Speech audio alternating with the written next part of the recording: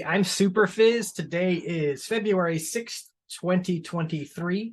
I am here with my buddy Jason from Hi, college. I'm Hi. Jason. I'm Didactic JD, and I'm the new kid on the blockchain. What? And Superfizz is showing me all the ins and outs on chat 10 of Chat our 10. series chats with a new Etherean. Isn't that exciting? It is. We're making progress. The Yeah, so beginning. the What's overview, up? like you have created we should do like an agenda for these, but we're not that together. But I do want to look at the educational module you talked about. Sure, sure. I want to follow up on on the POAP that we created in episode 9. That Okay. here's the terrible thing, like people who watched the episode, they were already gone before the episode dropped. The big reveal. But Okay. yeah, and then I'm also curious about this Nashville trip. So I Okay. think you were going to chat about that, but whatever order. Okay. Well, we can knock the Nashville stuff out of the way, I guess, initially. A friend of mine works in the training department for an organization, and in his training department, he works alongside a lot of a team of instructional designers, which is what the educational learning component, the design of that, those are the people that do that on a corporate and freelance level. So I had an opportunity to meet one in person and just chat with them a little bit and talked about some of the stuff we've been working on and a couple of other components. What makes somebody an attractive candidate? What's it like being on the job? What's it like working with a team of instructional designers? And they were very gracious and entertained as many of my questions as I felt that I could ask. They were in the middle, they were shooting a training video. And so I was just sort of a fly on the wall while they filmed this training video. And I tried not to disturb too much and mostly observe, but there were a couple of breaks where I got to chat with them a little bit, but it was cool. Some film and video stuff, which is interesting to me, that was going on. And she gave me a couple of good leads for some resources to help develop my skill set with some of the software. But over and over again, everybody I have talked to about this collaboration with you and the concept of introducing more educational material on this, everybody says the scalability of the outreach is, well, I mean, not infinite, but huge Near infinite. potential, huge potential for growth. So many people need to be instructed about it, and so few people are. I mean, everybody says, Jason, if you can figure out how to help people understand this better, it will be a huge, huge asset. And I've just heard it over and over again from so many different people. So it makes me, I feel like we're doing the right thing. I have a huge responsibility of learning a lot about how to put it together, how to make it good, and how to effectively understand the content. And that seems a good enough transition to what where I'm at today, which is realizing how far I have to go, and also how frustrating a good bit of the content, educational content that's out there, sort of is. You're right. Purely text-based content is not as accessible as visual content. And so there's definitely a need for video or screen sharing or something of that, simulations, scenarios, something of that quality for people to work through. I think TikTok seems to be I don't watch a lot of TikTok, but I think TikTok is the guiltiest of it, because you'll get these 30-second videos of, I want to show you how to do this. Here you go, here you go, here you go, here you go. And it looks seamless, the 6 or 7 step thing, but there are hitches in the process that you are very likely to come upon that are sort of glossed over in those videos.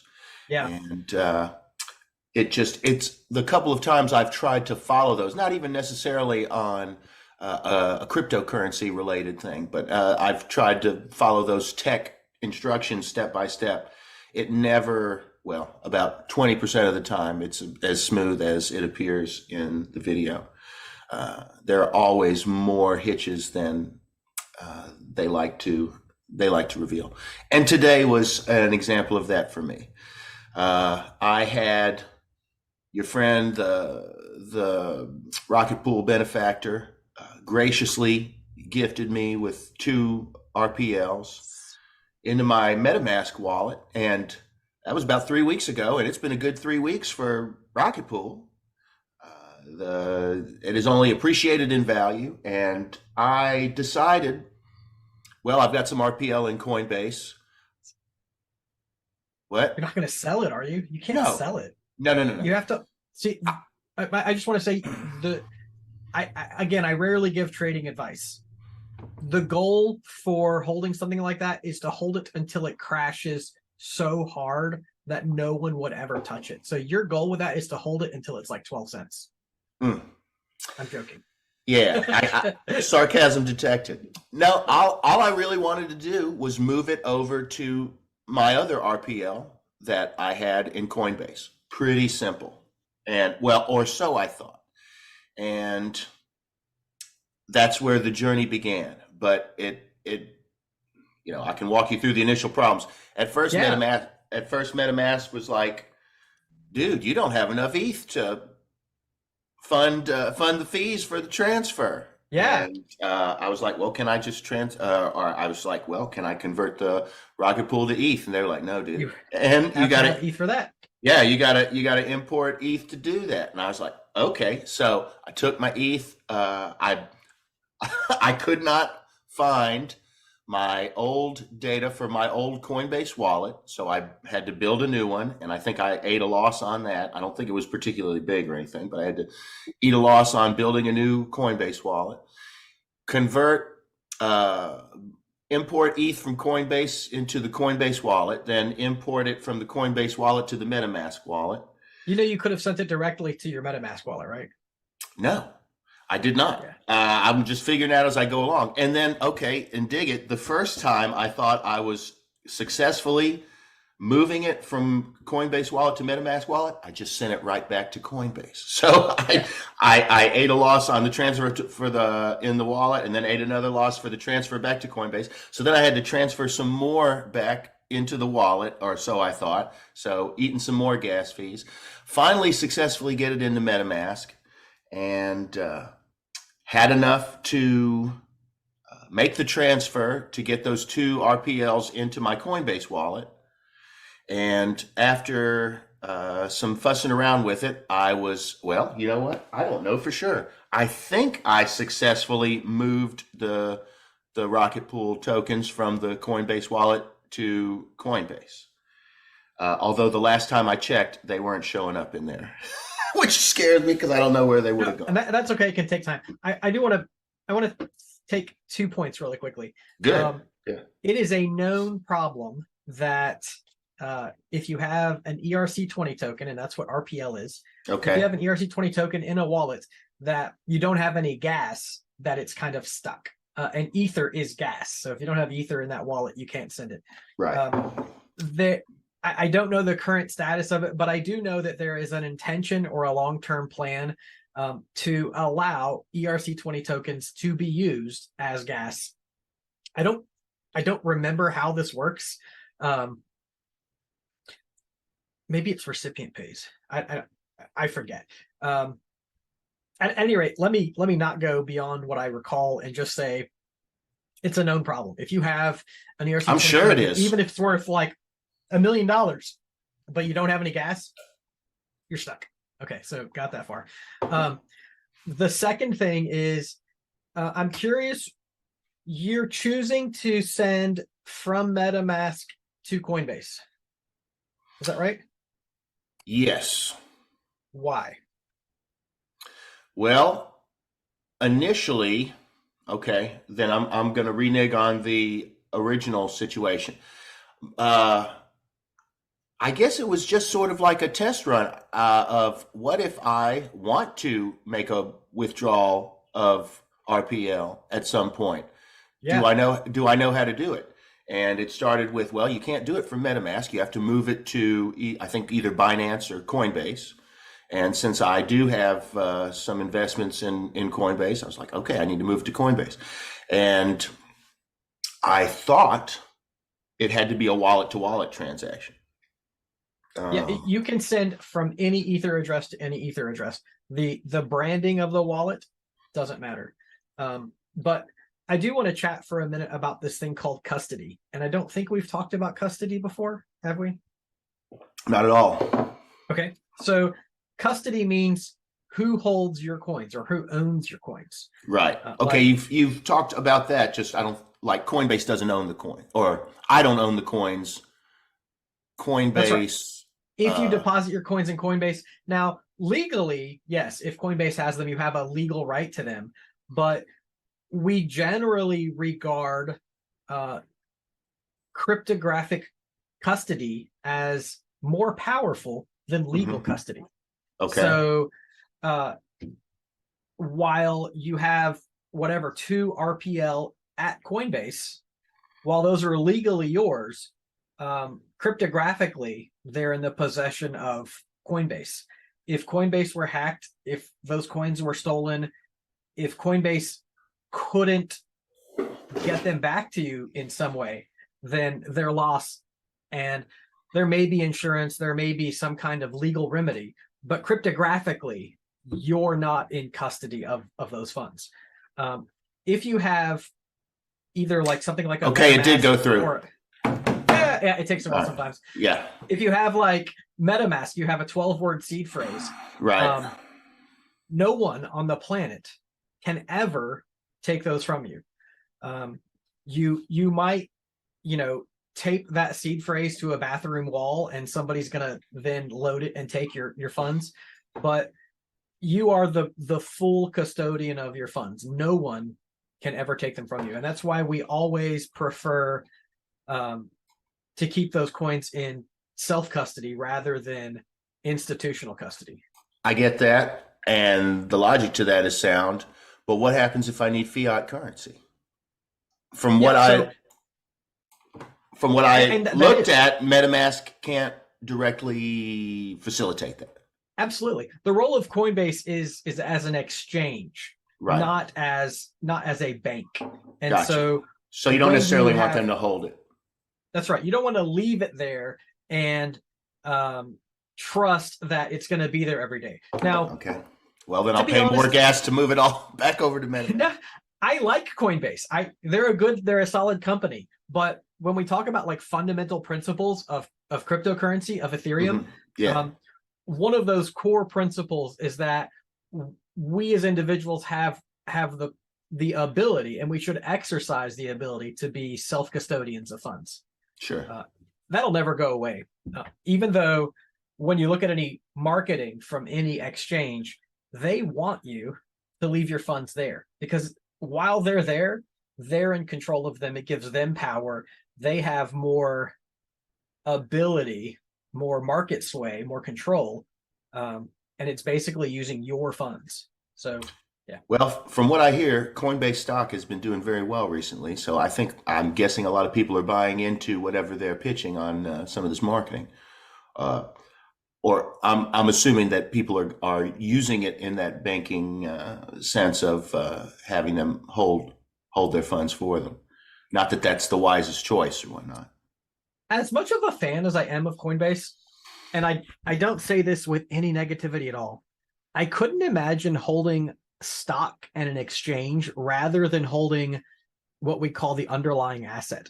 The underlying asset being Ethereum in this case, because the growth potential for Ethereum is practically limitless, but the growth potential for an exchange, it has a lot of growth potential, but nowhere near the growth potential of an underlying asset.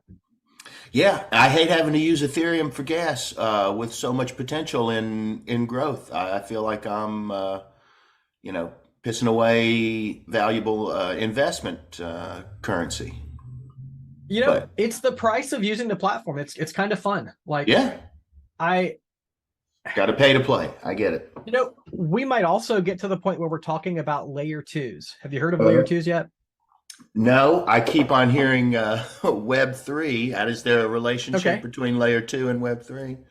Yeah, that's cool. So Web 3 is the overarching term for basically smart contracts on the internet. And so where Web 2 is Web 1 is static web pages. Web 2 is sort of like database backed web pages, like live responsive web pages. And Web 3 is smart contracts on the internet. And so like Uniswap is a Web 3 page, or if you go to Aave or trading Rocket Pool on their site, those are Web 3 features. Or anytime you interact with a smart contract, it's a Web 3 feature. A layer 2 is kind of so to be simple, Ethereum is layer 1. It is the fees you pay to the Ethereum network to use the Ethereum network. But there are other networks like Optimism and Arbitrum. They work a lot like Ethereum. They settle on Ethereum, but they cost pennies to use. They can hold a lot more transaction volume, and they rely on the security of Ethereum. Essentially, you can do 10,000 transactions on Arbitrum and then check those in to Ethereum and pay pennies for it. And so a lot of people who are new to the ecosystem will use a layer 2 solution because gas is, hundredths of a penny for a transaction. So the recommendation is to, well, I don't know. I guess I need to, in the future, I don't know. I'm lost a little bit about. No, it's okay. It can be confusing. So I will confess that as somebody who's done this for a long time, I live on layer 1. I live on the Ethereum main chain, but it's very normal to find people who are interested in Ethereum who live on an L2 chain. People will say, well, I do everything on Arbitrum because I can afford those transactions. You may choose to use Arbitrum or Optimism or a different layer 2. The thing that we're looking for. All right, here's where I'm lost. In lieu of, use that in lieu of Coinbase. Use that in lieu of. I'm not sure what. In lieu of the Ethereum network. If you open up MetaMask and you do a drop down, you'll see that you can select different Ethereum networks. Those are called Ethereum virtual machines, EVM, or Ethereum compatible chains. Right. Now you had mentioned like Solana at one point. Right. Solana is a different layer 1. It is a competing chain. It works completely differently. Okay. Layer 2s are Ethereum-based chains that use special cryptographic technology to make transactions cheaper. Did I do that right? Okay. Yes. Anyway, don't worry about that now. It's just an intro. All right. But a scenario. All right. So in retrospect, so let's go back to the MetaMask wallet situation. I want to conduct a transfer and I don't have gas money. What is the most direct or the most efficient way to get gas into my MetaMask?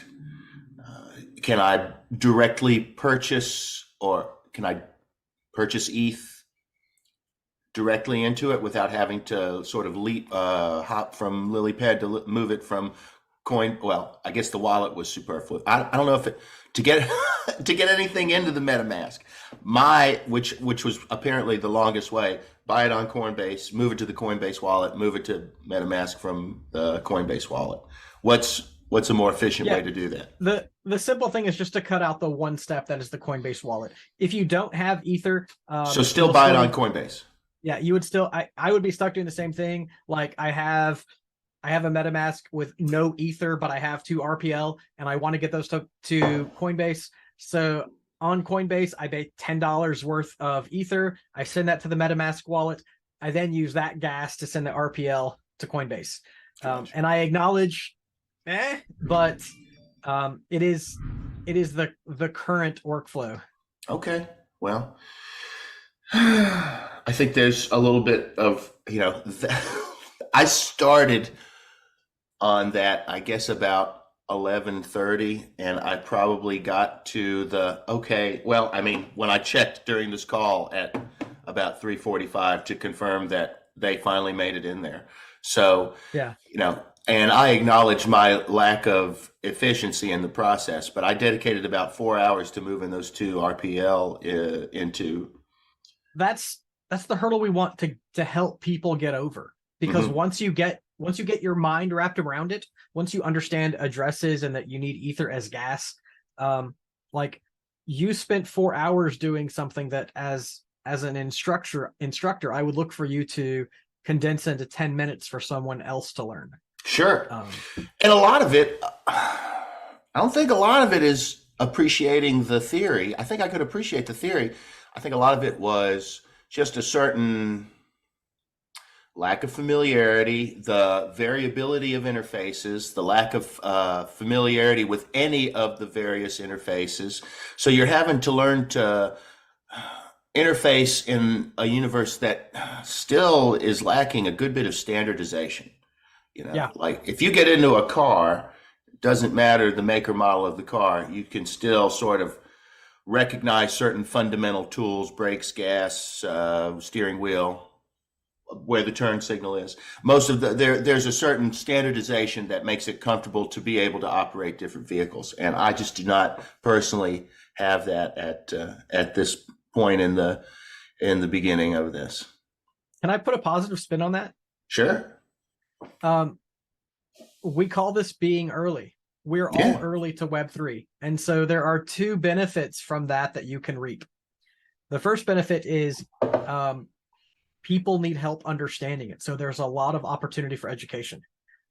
The second benefit is if we're this early, you can imagine that if the technology actually works, when it becomes standardized, when it does kind of catch on, then the things that we're doing now will be very valuable in the future. So I agree. This is just the toughest part. of course, I've been saying this stuff for 10 years, and for me, it feels like it moves at a snail's pace. But if I look back, there has been so much growth, development, and improvement over the past 10 years that it literally boggles my mind. And the growth, the pace of growth is accelerating. So it's going to get better in the next 10 years. Nice. Before we're dead, it'll be awesome. Or after we're dead, it'll be awesome. I don't know. You know what? I'm hoping before.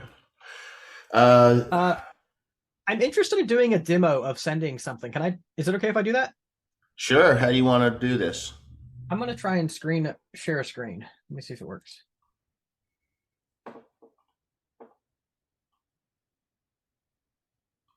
Sorry, I'm deciding what I'm going to choose here. Okay. No problem. So you should see my POAP gallery. Mm-hmm. And so for anybody who watched episode 9 of this, Jason developed a POAP. We listed that POAP on POAP checkout, and we distributed 25 of them. And so I have to kind of apologize to anybody who's watching these organically, because I posted that POAP checkout link and shared it with people, and they were bought up before that was even collected. So before that episode even aired. But so this is the thing. People know that I play games. So if I post something, people will engage with it because they know that I play games. And this is how I play a game. So we know that you have a POAP, and we can search for that on POAP gallery, POAP.gallery. I search for Jason. Here I can pull up Jason's first POAP. Hey, POAP poll number 9 with Phiz and Jason. And there are 25 people who hold this. And so I'm going to do some fun stuff. I can download this CSV. And let's see.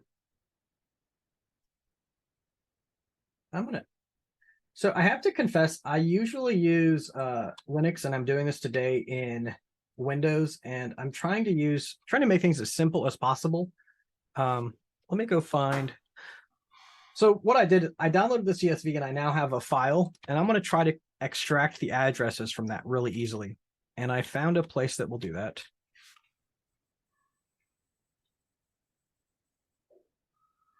Disperse. What I intend to do is take these addresses and send them some Ether. And this is kind of a neat thing that you can do to sort of give back to the people that hold your POAP. Like, hey, people bought these and we're really appreciative, and we didn't really want to take anything from them. So since they bought your POAP, we're going to send them some Ether. And using this, I just looked this up and found online CSV tools, and it takes the downloaded CSV and only gives me the addresses. And now I'm going to take those to a site called disperse.app. And I'm going to connect as Super Phiz, and I'm going to send Ether. And here's the thing where I have to do a little bit of work. I entered all 25 of those addresses. Mm-hmm. And I think, let me see. Yep, I have to actually say how much I'm going to send them. Oh, on each line. Okay. So really, I'm just going to copy and paste that 100 times. There you go. Normally, I would use a more advanced tool, but I'm trying to show this publicly. So, okay, so I said I'm sending each of those addresses 0.005 ETH, and it's going to say, do you want to confirm that? And yep, so I'm sending a total of 0.125 ETH to 25 addresses. And let's see if I'm still connected here. I don't really use MetaMask on Windows often. I'm not totally confident it will. It's coming up.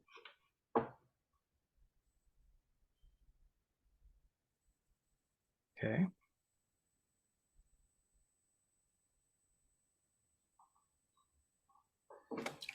Hey, it's working. And so what this allows me to do, Disperse allows me to send a little bit of Ether to a lot of people at one time. And when you were surprised that 25 people bought that before the episode airs, it's because they know that I'm going to, well, they don't know. I'm not required to. They assume, they predict that I'm going to reward them for playing my game. And so you can see now that in one transaction, I sent 0.005 Ether to those 25 people. Yeah, and so that's what we call playing a Phiz game. And what I really wanted to show off is how easy anyone who creates a POAP can send a little bit of value to everyone who holds their POAP. You could have sent them like RPL or whatever you hold, just as a way to say thank you. Gotcha. All right, so I will end that segment. And where do you want to go next? Well, we can look at that module that I worked on. You want to? Yeah, all right, definitely. Well, let's just, if we could, just stay on your screen, and okay. I'll just walk you through it from the start.